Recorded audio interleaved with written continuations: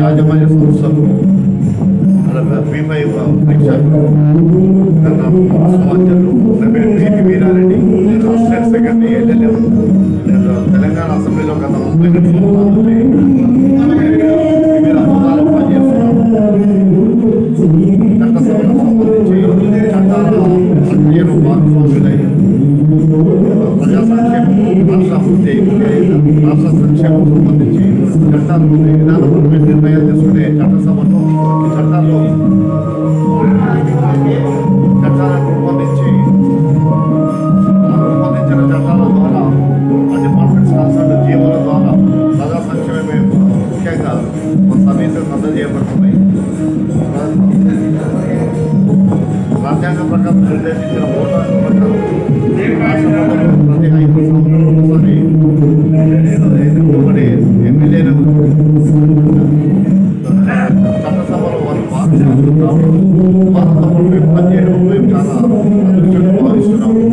ఈరోజు మిగతా ప్రేక్షకులతో ఈ భూమారి పోరాటం సంబంధించి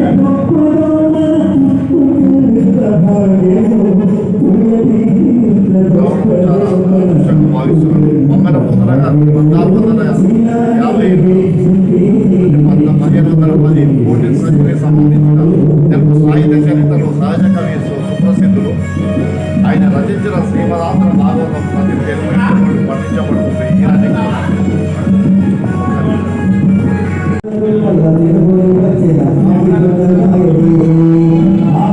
చెప్పాలంటే తెలుగు సాహిత్యం ఎంతో సుసంపన్నమైనది.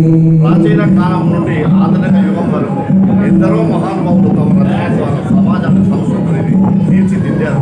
తెలుగు కవుల చరిత్ర వారి యుగాలు మరియు ప్రముఖ కవుల ముఖ్యంగా ప్రాచీన కవులు అయిన నన్నయ్య 11వ శతాబ్దానికి చెందినవాడు, తిక్కన సోమయాజి 13వ శతాబ్దానికి చెందినవాడు, ఎర్రన 14వ శతాబ్దానికి చెందినవాడు.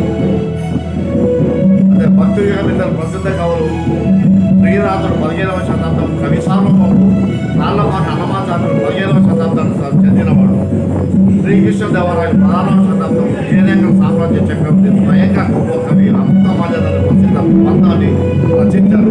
వేమన 14వ శతాబ్దం సామాన్య ప్రజలకు అర్థమయ్యే రీతిలో నీతిని యోగాన్ని సంఘ సంస్కరణను బోధిస్తూ నేటగీత పద్యాలు రాసిన యోగ వేమన విశ్వనాభిరామ విజయ వేమ అన్న ఒకటం ప్రతి పద్యంలో ఉంటుంది. ఆధునిక కవులు గురజాడ అప్పారావు 1920వ శతాబ్దానికి సంబంధించిన ఆధునిక సాహిత్యంలో నూతన ఒరవడి సృష్టించారు. కన్యాశుల్కం నాటకం ఉద్యాన స్థలం వంటి గేయాల ద్వారా సంఘ సంస్థ కృషి చేశారు. అలాగే శ్రీరంగం శ్రీనివాసరావు అభ్యుదయ కవితా ఉద్యమానికి ఆద్యుడు, మహాప్రస్థానం కవితా రప్పటి ద్వారా పీడిత ప్రజల విప్లవానికి స్వరం అందించారు. అలాగే పురం జాషువా నవయుగ కవి చక్రవర్తి అర్ధరాణితనం సామాన్య ప్రజల కష్టాలను తన కవిత్వంలో ఎండగట్టారు. కపిల మీద అత్యంత ప్రసిద్ధ రచన దాశరథి కృష్ణమాచార్యులు తెలంగాణ ప్రాంతానికి చెందిన గొప్ప కవి. అగ్నిదార తిమిరంలో సమరం వంటి రచన చేశారు. నా తెలంగాణ కోటి రత్నాల వీరాన్ని గర్తించారు. అలాగే సినారే డాక్టర్ నారాయణుడి జ్ఞానపీఠ రచయిత విశ్వంబర్ వంటి గొప్ప కావ్యాలు ఎన్నో సినీ గీతాలు రచించారు. ఇవే కాకుండా తెలుగు సాహిత్యం నుంచి ఈ రోజు తెలుగు రాష్ట్రాలే కాకుండా దక్షిణ భారతదేశంలో కాకుండా భారతదేశం ప్రపంచవ్యాప్తంగా కూడా తెలుగు కవులు 11వ శతాబ్దం నుంచి ఈనాటి వరకు కూడా ప్రాచీన కాలం నుంచి కవుల నుంచి ఆధునిక సమాజం వరకు కూడా ఈ తెలుగు కవులు ప్రపంచానికి అందించిన సేవలు రచనలు ఎంతో ప్రసిద్ధి కాల్చినాయి. భవిష్యత్ తరాలకు కూడా తెలుగు కవులు రచించిన ఎన్నో గ్రంథాలు రచనలు భవిష్యత్తులో ఎంతో గొప్పగా ఇన్స్పిరేషన్గా మోడల్ ఉంటాయని నా ఉద్దేశం.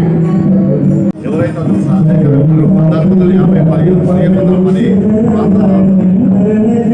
సంబంధించిన వారు 14th centuryలో తెలుగు సాహిత్య చరిత్రలో సహజ కవిగా సుప్రసిద్ధులు. ఆయన రచించిన శ్రీమదాంధ్ర భాగవతం ప్రతి తెలుగు ఇంటిలో పఠించబడుతుంది.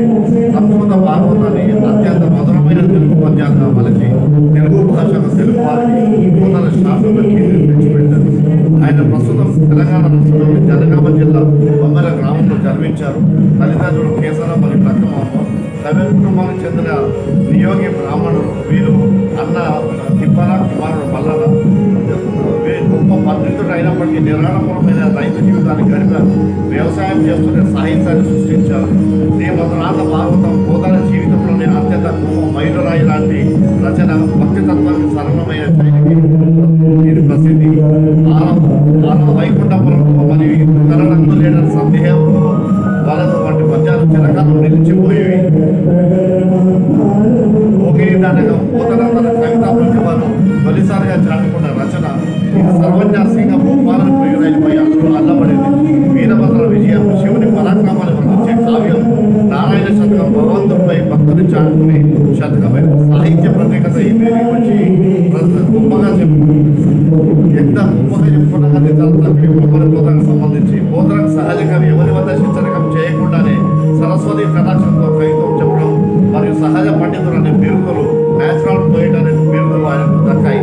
ఆనాటి రాజులు తన కవితలను అంకితం ఇవ్వమని కోరిన తన కవితలను కేవలం శ్రీరామునికి అంకితం ఇస్తానని చెప్పి లంచాలు లేదా రాజుల ఆశ్రయం తిరస్కరించిన ఆత్మగౌరవ కవిగా చరిత్రలో నిలిచిపోయారు మొహమ్మద్ ముత్తా గారు.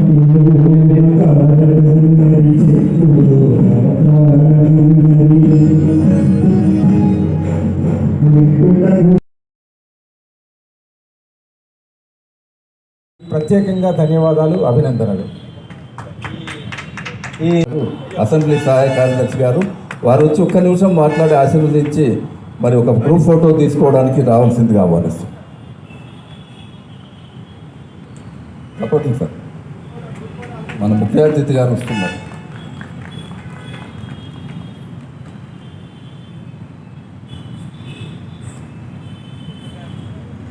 Thank you sir, thank you.